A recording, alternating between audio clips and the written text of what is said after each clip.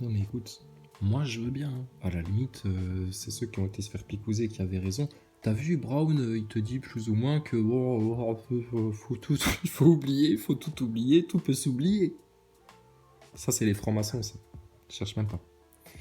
Euh, Effectivement, Thomas Pesquet, bon, c'est un peu notre point de vue, hein, quand il répond à côté des questions à la Martinique, etc. Que bon, le mec, il fait des contradictions, comme d'habitude, franchement. Thomas Pesquet, pas de problème, mais... Après, oui, il fait tout avec du satellite, je te dis, comme dans les années 50, il faisait tout avec les atomes, dentifrice au satellite, téléphone au satellite, GPS au satellite, tout au satellite. Les câbles sous-marins, la fibre optique, ça n'existe pas. Ça n'est pas utilisé, puisqu'on a les satellites. Pourquoi on se casserait le cul à déployer des câbles sous-marins? Une fusée et... Pfiou, t'as un satellite et c'est bon, tes télécoms open.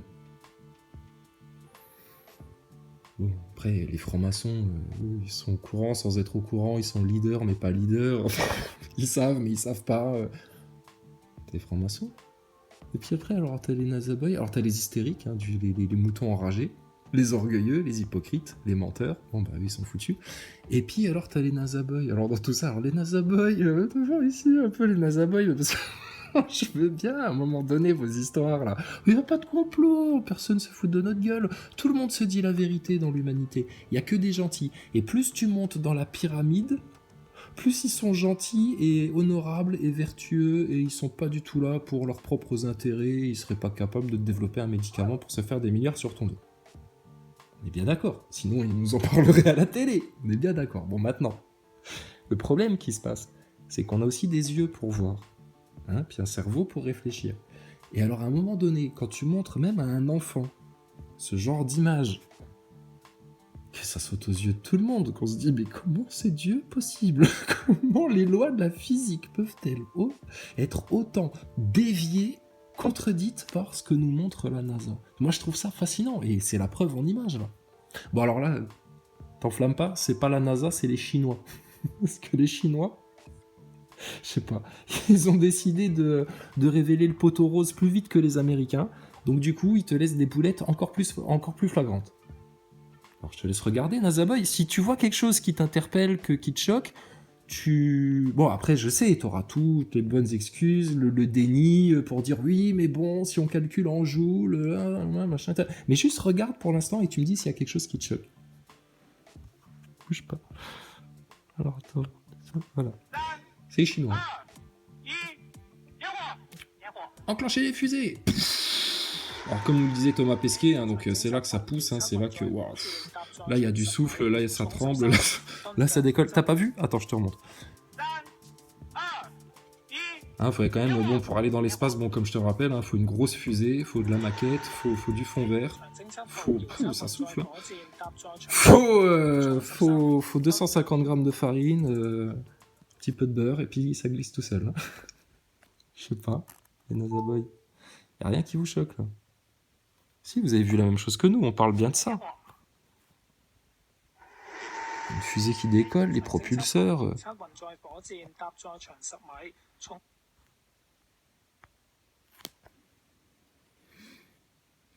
Mais à la limite, tu pourrais franchement prendre une couverture, aller faire un pique-nique au pied des palmiers, et puis tu regardes ton décollage de fusée d'un peu plus près, puisque ça fait même pas bouger les feuilles des arbres.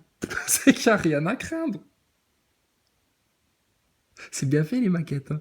C'est joli, moi je trouve. Moi j'aime bien. Je trouve ça sympa. Ça rappelle les dessins animés de notre enfance. Putain, les Nazaboy. Ça va, la fusée, elle fait pas trop mal. 70 mètres, hein, quand même. Hein. Mais vous inquiétez pas, Elon Musk, il en a une autre en préparation. 115 mètres. Et c'est Thomas Pesquet qui l'a dit devant toute l'université de la Martinique.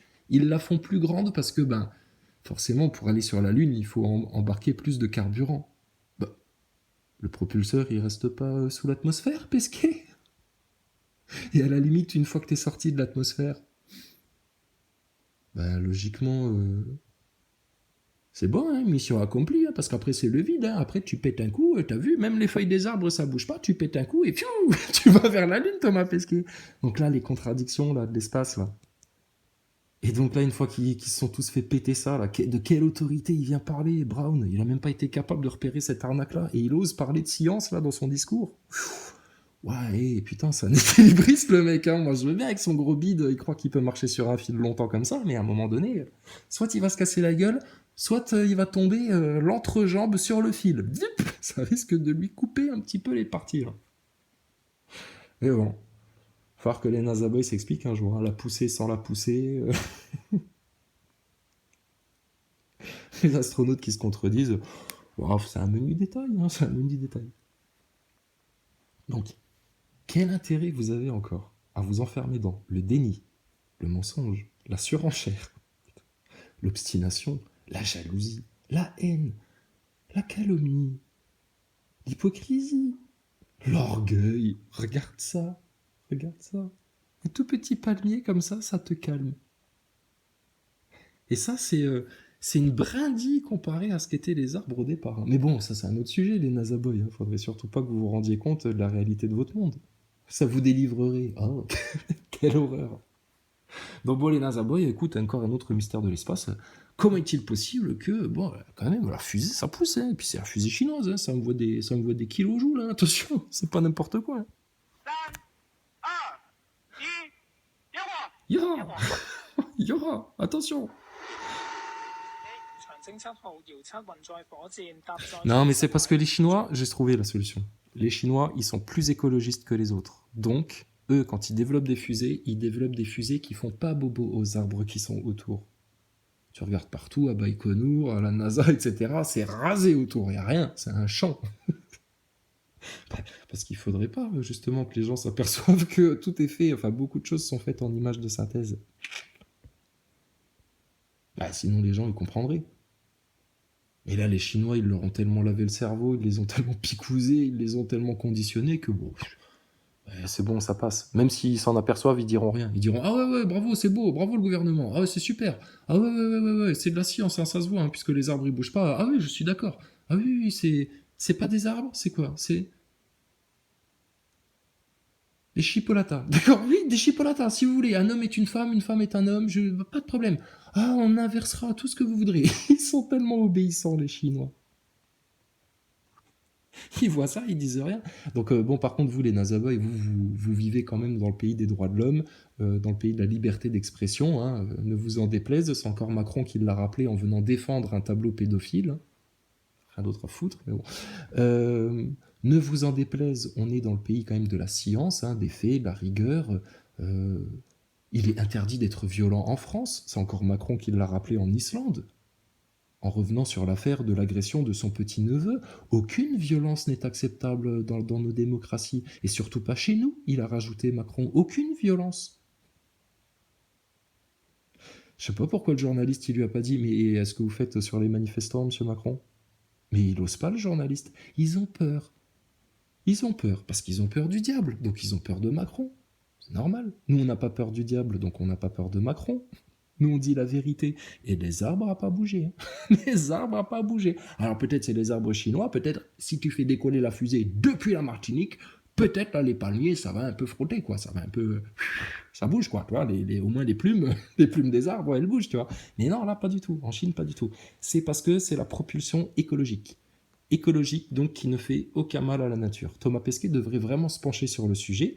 Lui qui prétend envoyer tout son merdier dans l'espace et que ça fait zéro déchet, zéro débris, que c'est non polluant, que limite on devrait les payer pour les remercier de se foutre de la gueule du monde avec autant de force, bah, qui s'inspire des Chinois, hein, parce que eux ils ont inventé la fusée qui ne fait pas bobo aux feuilles des arbres. Pas un souffle, pas gêné du tout. À la limite, on pourrait avoir un petit couple de coucous en train de... Bon, coucou chinois, hein, c'est-à-dire bon, ce qui ressemble plus ou moins à une chauve-souris, mais tu pourrais avoir un couple de chauves-souris en train de couver, couver leurs œufs. Ah non, mais écoute, vous êtes parti dans Darwin, les singes et la science avec les fusées qui font pas bouger les arbres. Moi, je te sers des chauves-souris qui pondent des œufs. Il n'y a pas de problème. Puisque vous pouvez de toute façon changer de sexe et que c'est pas de l'excision de faire des... Enfin bon, on va pas rentrer dans ces détails-là, on va encore se faire censurer. Imagine chez les Chinois, un couple de chauves-souris, tu vois, ça peut parfaitement nicher à côté d'une fusée qui décolle. Et à la limite, ils remercient les Chinois, ils disent « Waouh, quel beau spectacle, putain !» Donc bon, alors moi j'ai envie de savoir de qui se moque-t-on, de qui veut-on encore faire croire ça. Alors on les connaît, hein, les heureux élus qui continuent à rester enlisés là-dedans, bon bah c'est nos fameux NASA Boys hein, en France. Hein. Ah, les anti-complots, les anti-picouzes, enfin les anti-vax, quoi. Les gens sages, quoi. Les lumières en France, les lumières, les gens responsables, les gens conscients, les woke, ils sont plus réveillés que les autres. Les sorcières à la chiappa, les érudits maçonniques, ah, c'est eux qui savent. Mais bon, ça va les Nazaboy? Ah, c'est pas grave. C'est comme ça, hein. Au mois de mai, fais ce qu'il te plaît. Bah, nous, on dit toute la vérité, d'accord? Et puis, bah écoute, si t'as des comptes à demander, c'est pas chez nous. Tu vas devant les loges, tu vas devant les médias, puis tu leur dis réseau pédo, réseau pédo, réseau pédo. Ça, c'est le mot de passe pour qu'après, tout sorte. Hein. Puis après, si t'as des questions sur le spatial, etc., tu pourras leur poser. Mais toi, t'en auras jamais, puisque toi, bah, ça te va bien d'être un inconscient, un inconscient injuste complet, là. Vous êtes dans la folie, vous êtes en train de glisser vers l'enfer. Regardez par quoi vous avez été pris, vos grandes idoles. De Louis XIV assurera la régence. Louis XV, dit le mal-aimé, sera détesté par le peuple et mourra finalement en 1774. Son petit-fils, Louis XVI, qui lui succède, va payer les pots cassés et subira la Révolution française avant d'être guillotiné en 1793. La Révolution conduira à la prise du pouvoir par Napoléon. Oh, faut pas qu'on remonte les nichons, et ça va être censuré. Des Français. Pétasse de la République. Mais il perdra son pouvoir en 1814, battu par les pays européens. Louis XVIII, frère de Louis XVI, sera alors placé sur le trône. Mais en 1815, Napoléon revient. C'est les 100. T'as vu, hein? On raconte pas de bêtises, hein? Ils ont voulu essayer de sortir, mais ils n'y arrivaient pas, ils sont revenus, ils ont essayé, hein? Louis XVIII s'enfuit alors pitoyablement. Ça a pris 100 ans. Napoléon sera battu de nouveau par les Européens en 1815 et Louis XVIII revient en France. Louis XVIII mourra en 1824 et c'est son dernier frère qui devient alors roi sous le nom de Charles X. Mais ce dernier est un petit peu trop conservateur pour le peuple qui décide finalement de l'éjecter du pouvoir au profit d'un descendant de Philippe. Ah, il devait y avoir des Cohn-Bendit à l'époque qui ont dû lui dire ouais, on en a marre de vos perruques, c'est pas assez novateur pour nous, nous on prévoit d'aller sur la lune un jour, merde, allez, on arrête de s'habiller comme des clowns. C'est un peu trop réac, notre cher roi. Bon allez, on rechange, on est en 1830, hein. Putain, c'est ça la République? Vous avez chassé le roi et boum boum badaboum, vive la République, les droits de l'homme, etc. Mais arrêtez de raconter des sornettes aux gens, putain, ça a mis un siècle au forceps, là, par des guerres, par la violence, par le putain, ah, pour extraire la France, là, bon sang, du royaume christique, incroyable. Tu sais, Louis IX, là, va demander à Badinter, parce que j'ai encore vu un petit extrait, là, de Badinter qui nous parlait de Louis IX, Louis le Juste. Un roi exemplaire, vertueux, pieux, fidèle, loyal, soucieux du bien du peuple, à l'écoute du peuple. Oh, franchement, un roi, la classe. Encore aujourd'hui, les grands pontes de ta République, là, les Badinter et compagnie, ah, ils n'ont que des éloges à servir sur les rois. Ah, des hommes comme ça, des hommes comme on n'en fait plus. Ah là là, des hommes dont la France aurait besoin, etc. Ah bon, bah alors pourquoi on repasse pas à un roi, monsieur Badinter et compagnie, là, de la République maçonnique pédophile? Ah bah parce qu'on peut pas, maintenant c'est la République, maintenant c'est fait, maintenant c'est voté. Mais qui a voté pour ça? La guillotine? Je te jure, hein, ils sont là. Oh, le roi Louis IX, il était super. Hein. Ah, et ça devrait inspirer des gens de nos jours, etc. Les vertus, etc. Oh, blablabla, le roi. Oh, mon bon roi. Oh, mon blaze. Oh, mon bon blaze. Putain, la vache.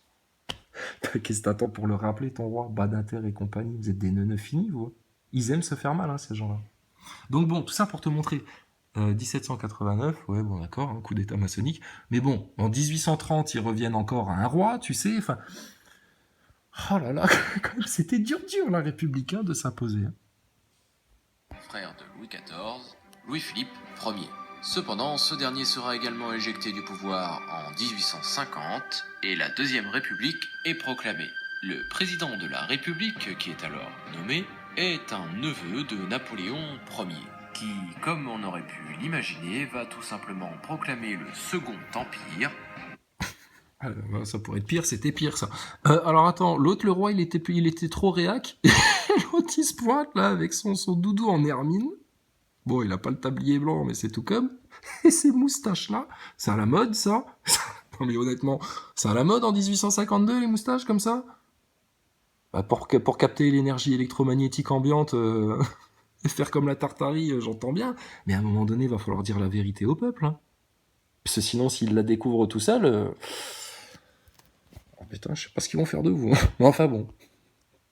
Et se fera couronner empereur des Français en 1852. Il régnera jusqu'en 1870, date où il est contraint à l'abdication. C'est alors la proclamation de la Troisième République et la fin définitive de la monarchie en France. Définitive, on va voir. On va voir. Alors attends, il y avait un autre truc aussi.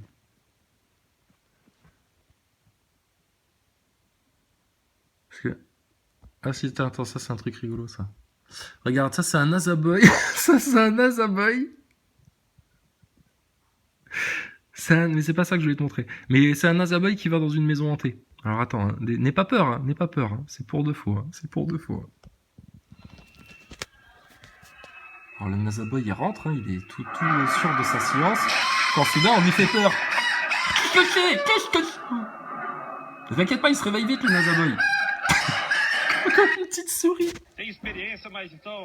PTDR, comme une petite souris le Nazaboy. C'était fort le Nazaboy là. Alors attends, où est-ce que je t'ai retrouvé ça?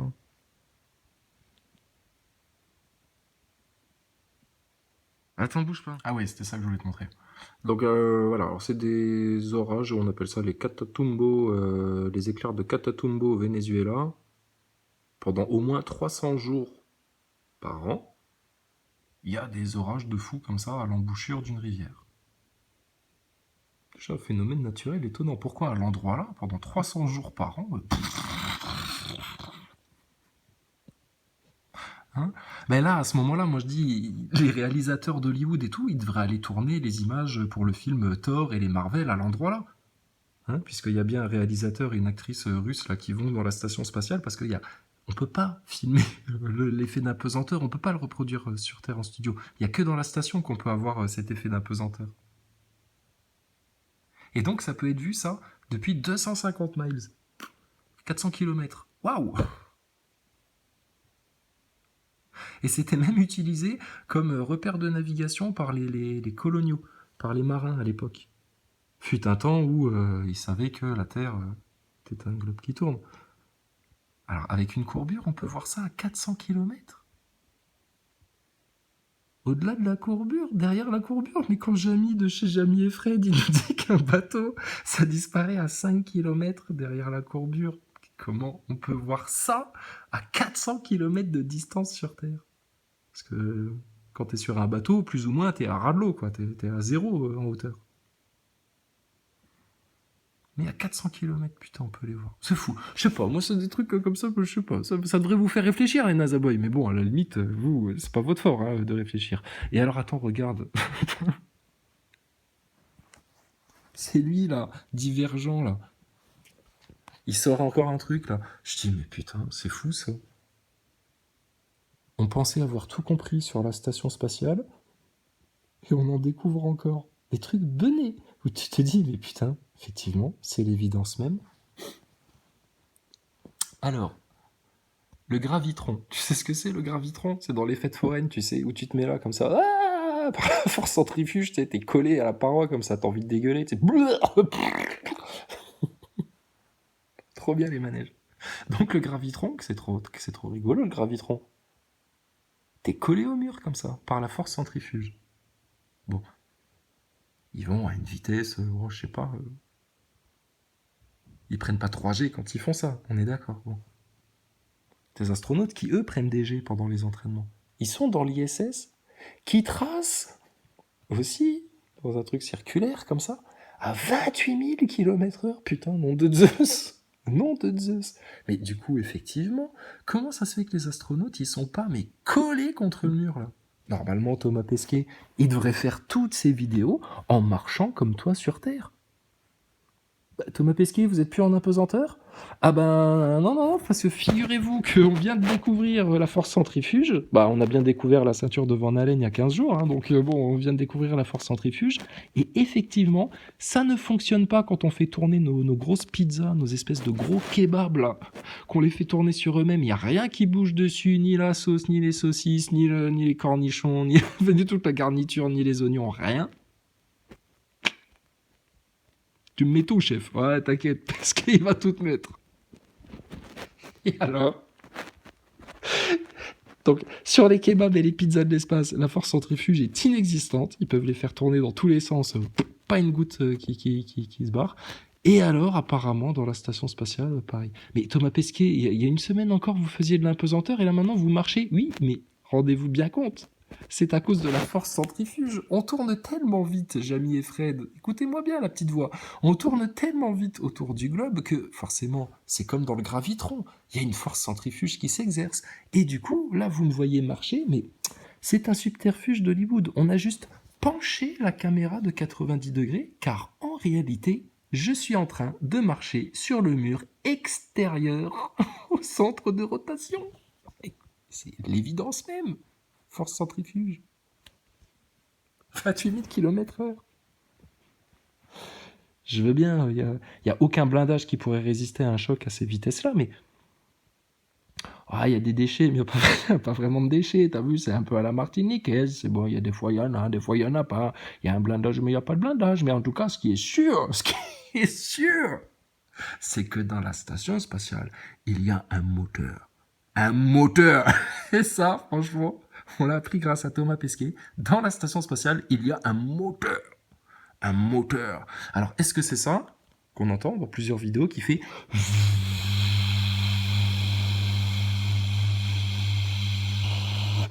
Comme bruit en continu pendant toute la visite, le mec, c'est... Un vieux bruit de fond comme ça, insupportable. Thomas Pesquet, on en parle de ça ou c'était plus chiant les odeurs de chaussettes quand t'es rentré? Mais bon... On a vu, il y avait un parfumeur de la place Vendôme qui vous avait proposé des parfums et tout. Ceux qui comprennent pas de quoi on parle, il faut que tu ailles sur l'autre chaîne. Voilà, Chrysalide Post machin, rescapé, je sais plus, du Nouvel Ordre Mondial ou rescapé de la censure, Thomas Pesquet à la Martinique. Ah, tu vas rigoler, si t'as loupé ça, putain, va voir. Du grand Thomas Pesquet. Mais voilà, bon, des questions qui se posent, hein, encore et toujours. Hein, des enfants pourraient se les poser, ces questions-là. Mais les grandes personnes, bon, ils sont comme à l'image de Brown, à l'image de Sarkozy, qui perd en appel, ce con, putain. À l'image de tous ces neuneux, là, de la République maçonnique pédophile. Eh ben, écoute, ils sont trop occupés à cacher leurs mensonges, à polir leurs faux masques, à paraître... à se divertir, à trouver de la coke, à trouver des divertissements, des trucs, des palliatifs, tu vois, pour regarder les vérités en face. Donc, il n'y a que le peuple, en fait, qui pourra se sortir de ça par lui-même. En acceptant toutes les vérités. Mais quand t'en as dans le peuple qui sont hystériques, ils veulent rien savoir, ils font leur loutruche, ils sont pas contents. Et en plus, ils ont un trop gros orgueil pour regarder les vérités en face et ils se rendent même pas compte à quel point ils se contredisent eux-mêmes. Écoute, nous, on vous regarde faire. Ça, comme le dirait Thomas Pesquet, ce qui est sûr et certain, ce ne sera pas une situation d'avenir, clair et net. Au nom d'Allah, le tout miséricordieux, le très miséricordieux. Tasin Mim. Voici les versets du livre explicite. Il se peut que tu te consumes de chagrin parce qu'ils ne sont pas croyants. Si nous voulions, nous ferions descendre du ciel sur eux un prodige devant lequel leurs nuques resteront courbées. Aucun nouveau rappel ne leur vient du tout miséricordieux sans qu'ils ne l'esquivent. Et ils ont traité de mensonge tout ce qui leur vient du Seigneur, il leur viendra bientôt des nouvelles de ce dont ils se raillent. N'ont-ils pas observé la terre, combien nous y avons fait pousser de couples généreux de toutes sortes? Voilà bien là une preuve, et la plupart d'entre eux ne croient pas. Et ton Seigneur est en vérité, lui, le Tout-Puissant, le très miséricordieux. Et lorsque ton Seigneur appela Moïse, rends-toi auprès du peuple injuste, auprès du peuple de Pharaon, ne craindront-ils pas Allah? Il dit, Seigneur, je crains qu'il ne me traite de menteur, que ma poitrine ne se serre et que ma langue ne soit embarrassée. Mande donc à Aaron. Ils ont un crime à me reprocher, je crains donc qu'ils ne me tuent. Mais Allah lui dit, jamais, allez tous deux avec nos prodiges, nous resterons avec vous et nous écouterons.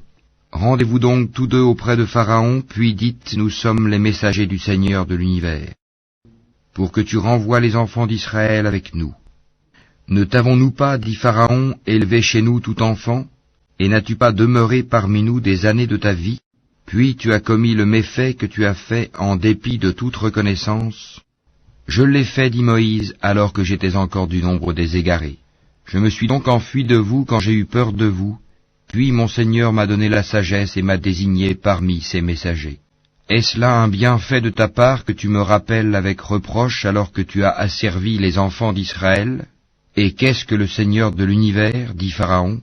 Le Seigneur des cieux et de la terre et de ce qui existe entre eux, dit Moïse, si seulement vous pouviez en être convaincus. Pharaon dit à ceux qui l'entouraient, n'entendez-vous pas? Moïse continue, votre Seigneur est le Seigneur de vos plus anciens ancêtres. Vraiment, dit Pharaon, votre messager qui vous a été envoyé est un fou. Moïse ajouta, le Seigneur du levant et du couchant, et de ce qui est entre les deux, si seulement vous compreniez. Si tu adoptes, dit Pharaon, une autre divinité que moi, je te mettrai parmi les prisonniers. Et même si je t'apportais, dit Moïse, une chose, une preuve évidente, apporte-la, dit Pharaon, si tu es du nombre des véridiques. Moïse jeta donc son bâton, et le voilà devenu un serpent manifeste. Et il tira sa main, et voilà qu'elle était blanche et étincelante à ceux qui regardaient. Pharaon dit aux notables autour de lui, voilà en vérité un magicien savant. Il veut par sa magie vous expulser de votre terre, que commandez-vous? Ils dirent, remets-les à plus tard, lui et son frère, et envoie des gens dans les villes pour rassembler. Et amener tout grand magicien savant. Les magiciens furent donc réunis en rendez-vous au jour convenu, et il fut dit aux gens, est-ce que vous allez vous réunir, afin que nous suivions les magiciens si ce sont eux les vainqueurs? Puis lorsque les magiciens arrivèrent, ils dirent à Pharaon, y aura-t-il vraiment une récompense pour nous si nous sommes les vainqueurs? Il dit, oui, bien sûr, vous serez alors parmi mes proches. Moïse leur dit, jetez ce que vous avez à jeter. Ils jetèrent donc leurs cordes et leurs bâtons et dirent, par la puissance de Pharaon, c'est nous qui serons les vainqueurs. Puis Moïse jeta son bâton et voilà qu'il happait ce qu'ils avaient fabriqué. Alors les magiciens tombèrent prosternés, disant, nous croyons au Seigneur de l'univers, le Seigneur de Moïse et d'Aaron. Pharaon dit, avez-vous cru en lui avant que je ne vous le permette? En vérité, c'est lui votre chef qui vous a enseigné la magie. Eh bien, vous saurez bientôt, je vous couperai sûrement mains et jambes opposées, et vous crucifierez tous. Ils disent, il n'y a pas de mal, car c'est vers notre Seigneur que nous retournerons. Nous convoitons que notre Seigneur nous pardonne nos fautes pour avoir été les premiers à croire. Et nous révélâmes à Moïse ceci, pars de nuit avec mes serviteurs, car vous serez poursuivis. Puis Pharaon envoya des rassembleurs dire dans les villes, ce sont en fait une bande peu nombreuse, mais ils nous irritent, tandis que nous sommes tous vigilants. Ainsi nous les fîmes donc sortir des jardins, des sources, des trésors et d'un lieu de séjour agréable. Il en fut ainsi, et nous les donnâmes en héritage aux enfants d'Israël.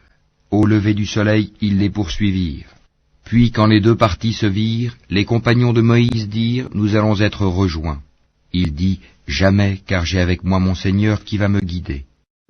Alors nous révélâmes à Moïse, frappe la mer de ton bâton. Elle se fendit alors, et chaque versant fut comme une énorme montagne. Nous fîmes approcher les autres, Pharaon et son peuple, et nous sauvâmes Moïse et tous ceux qui étaient avec lui. Ensuite, nous noyâmes les autres. Voilà bien un prodige, mais la plupart d'entre eux ne croient pas. Et ton Seigneur, c'est en vérité lui le Tout-Puissant, le très miséricordieux. Et récite-leur la nouvelle d'Abraham. Quand il dit à son père et à son peuple, qu'adorez-vous? Ils dirent, nous adorons des idoles et nous leur restons attachés. Il dit, vous entendent-elles lorsque vous les appelez? Ou vous profitent-elles? Ou vous nuisent-elles? Ils dirent, non, mais nous avons trouvé nos ancêtres agissant ainsi. Il dit, que dites-vous de ce que vous adoriez, vous et vos vieux ancêtres? Ils sont tous pour moi des ennemis, sauf le Seigneur de l'univers, qui m'a créé, et c'est lui qui me guide, et c'est lui qui me nourrit et me donne à boire, et quand je suis malade, c'est lui qui me guérit, et qui me fera mourir puis me redonnera la vie, et c'est de lui que je convoite le pardon de mes fautes le jour de la rétribution. Seigneur, accorde-moi sagesse et savoir et fais-moi rejoindre les gens de bien. Fais que j'ai une mention honorable sur les langues de la postérité, et fais de moi l'un des héritiers du jardin des délices. Et pardonne à mon père, car il a été du nombre des égarés, et ne me couvre pas d'ignominie le jour où l'on sera ressuscité. le jour où ni les biens ni les enfants ne seront d'aucune utilité, sauf celui qui vient à Allah avec un cœur saint. On rapprochera alors le paradis pour le pieux, et l'on exposera aux errants la fournaise, et on leur dira, où sont ceux que vous adoriez, en dehors d'Allah?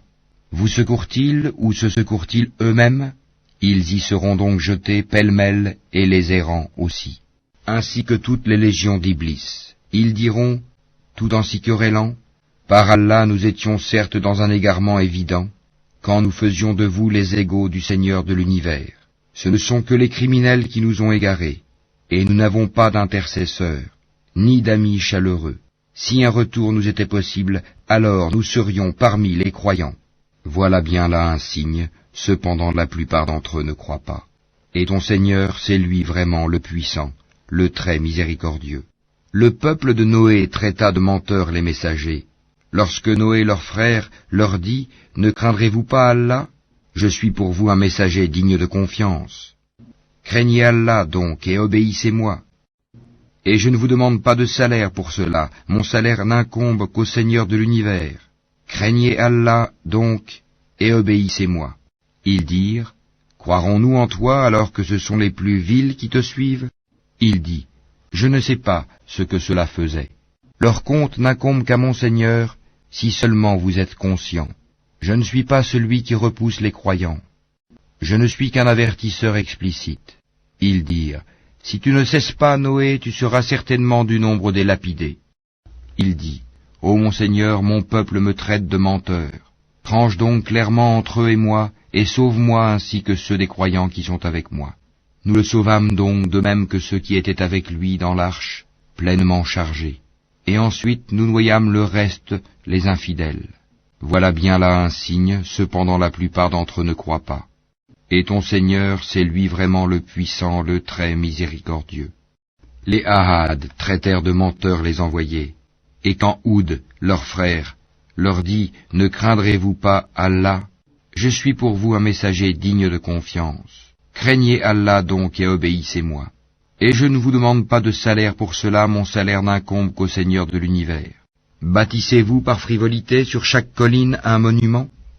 Et édifiez-vous des châteaux comme si vous deviez demeurer éternellement? Et quand vous sévissez contre quelqu'un, vous le faites impitoyablement. Craignez Allah donc et obéissez-moi. Craignez celui qui vous a pourvu de toutes les bonnes choses que vous connaissez, qui vous a pourvu de bestiaux et d'enfants, de jardins et de sources. Je crains pour vous le châtiment d'un jour terrible. » Ils dirent, « Que tu nous exhortes ou pas, cela nous est parfaitement égal. Ce ne sont là que des mœurs des anciens. Nous ne serons nullement châtiés. » Ils le traitèrent donc de menteur, et nous les fîmes périr. Voilà bien là un signe, cependant la plupart d'entre eux ne croient pas. Et ton Seigneur, c'est lui vraiment le puissant, le très miséricordieux. Les Tamoud traitèrent de menteurs les messagers. Quand Salih, leur frère, leur dit, « Ne craindrez-vous pas Allah? Je suis pour vous un messager digne de confiance. Craignez Allah donc et obéissez-moi. Je ne vous demande pas de salaire pour cela, mon salaire n'incombe qu'au Seigneur de l'univers. Vous laissera-t-on en sécurité dans votre présente condition, au milieu de jardins, de sources, de cultures et de palmiers aux fruits digestes? Creusez-vous habilement des maisons dans les montagnes? Craignez Allah donc et obéissez-moi. N'obéissez pas à l'ordre des outranciers, qui sèment le désordre sur la terre et n'améliorent rien. » Ils dirent, « Tu n'es qu'un ensorcelé, tu n'es qu'un homme comme nous, apporte donc un prodige si tu es du nombre des véridiques. » Il dit, « Voici une chamelle, à elle de boire un jour convenu, et à vous de boire un jour, et ne lui infligez aucun mal, sinon le châtiment d'un jour terrible vous saisira. » Mais ils la tuèrent, eh bien, ils eurent à regretter. Le châtiment en effet les saisit. Voilà bien là un prodige, cependant la plupart d'entre eux ne croient pas. Et ton Seigneur, c'est en vérité lui, le Tout-Puissant, le très miséricordieux. Le peuple de Lot traita de menteurs les messagers. Quand leur frère Lot leur dit, « Ne craindrez-vous pas Allah? Je suis pour vous un messager digne de confiance. Craignez Allah donc et obéissez-moi. Je ne vous demande pas de salaire pour cela, mon salaire n'incombe qu'au Seigneur de l'univers. Accomplissez-vous l'acte charnel avec les mâles de ce monde, et délaissez-vous les épouses que votre Seigneur a créées pour vous, mais vous n'êtes que des gens transgresseurs. Ils dirent, si tu ne cesses pas, Lot, tu seras certainement du nombre des expulsés. Il dit, je déteste vraiment ce que vous faites. Seigneur, sauve-moi ainsi que ma famille de ce qu'ils font. Nous le sauvâmes alors, lui et toute sa famille, sauf une vieille qui fut parmi les exterminés. Puis nous détruisîmes les autres, et nous fîmes pleuvoir sur eux une pluie de pierres, et quelle pluie fatale pour ceux qui sont avertis. Voilà bien là un prodige, cependant la plupart d'entre eux ne croient pas. Et ton Seigneur, c'est en vérité lui le Tout-Puissant, le très miséricordieux. Les gens d'Alaïka traitèrent de menteurs les messagers. Lorsque Souaïb leur dit, ne craindrez-vous pas Allah? Je suis pour vous un messager digne de confiance. Craignez Allah donc et obéissez-moi. Et je ne vous demande pas de salaire pour cela, mon salaire n'incombe qu'au Seigneur de l'univers. Donnez la pleine mesure et n'en faites rien perdre aux gens, et pesez avec une balance exacte. Ne donnez pas aux gens moins que leur dû, et ne commettez pas de désordre et de corruption sur terre. Et craignez celui qui vous a créé, vous et les anciennes générations. Ils dirent, tu es certes du nombre des ensorcelés. Tu n'es qu'un homme comme nous, et vraiment nous pensons que tu es du nombre des menteurs. Fais donc tomber sur nous des morceaux du ciel si tu es du nombre des véridiques. Il dit, mon Seigneur sait mieux ce que vous faites. Mais ils le traitèrent de menteur. Alors le châtiment du jour de l'ombre les saisit. Ce fut le châtiment d'un jour terrible. Voilà bien là un prodige. Cependant la plupart d'entre eux ne croient pas. Et ton Seigneur, c'est en vérité lui le Tout-Puissant, le très miséricordieux.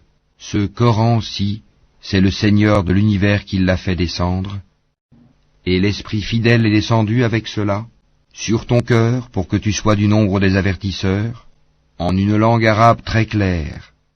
Et ceci était déjà mentionné dans les écrits des anciens envoyés. N'est-ce pas pour eux un signe, que les savants des enfants d'Israël le sachent, si nous l'avions fait descendre sur quelqu'un des noms arabes, et que celui-ci le leur eût récité, ils n'y auraient pas cru. Ainsi l'avons-nous fait pénétrer, le doute, dans les cœurs des criminels. Mais ils ne croiront pas au Coran, pas avant de voir le châtiment douloureux, qui viendra sur eux soudain sans qu'ils s'en rendent compte. Alors ils diront, est-ce qu'on va nous donner du répit? Est-ce qu'ils cherchent à hâter notre châtiment? Vois-tu, si nous leur permettions de jouir des années durant, et qu'ensuite leur arrivent ceux dont on les menaçait, les jouissances qu'on leur a permises ne leur serviraient à rien. Et nous ne faisons pas périr de cité avant qu'elle n'ait eu des avertisseurs, à titre de rappel, et nous ne sommes pas injustes. Et ce ne sont point les diables qui sont descendus avec ceci, le Coran. Cela ne leur convient pas et ils n'auraient pu le faire, car ils sont écartés de toute écoute du message divin. N'invoque donc pas une autre divinité avec Allah, sinon tu seras du nombre des châtiés. Et avertis les gens qui te sont les plus proches. Et abaisse ton aile, sois bienveillant pour les croyants qui te suivent. Mais s'ils te désobéissent, dis-leur, moi je désavoue ce que vous faites. Et place ta confiance dans le Tout-Puissant, le très miséricordieux, qui te voit quand tu te lèves, et voit tes gestes parmi ceux qui se prosternent. C'est lui vraiment l'audient, l'omniscient. Vous apprendrai-je sur qui les diables descendent? Ils descendent sur tout calomniateur, pécheur. Ils tendent l'oreille, cependant la plupart d'entre eux sont menteurs. Et quant aux poètes, ce sont les égarés qui les suivent.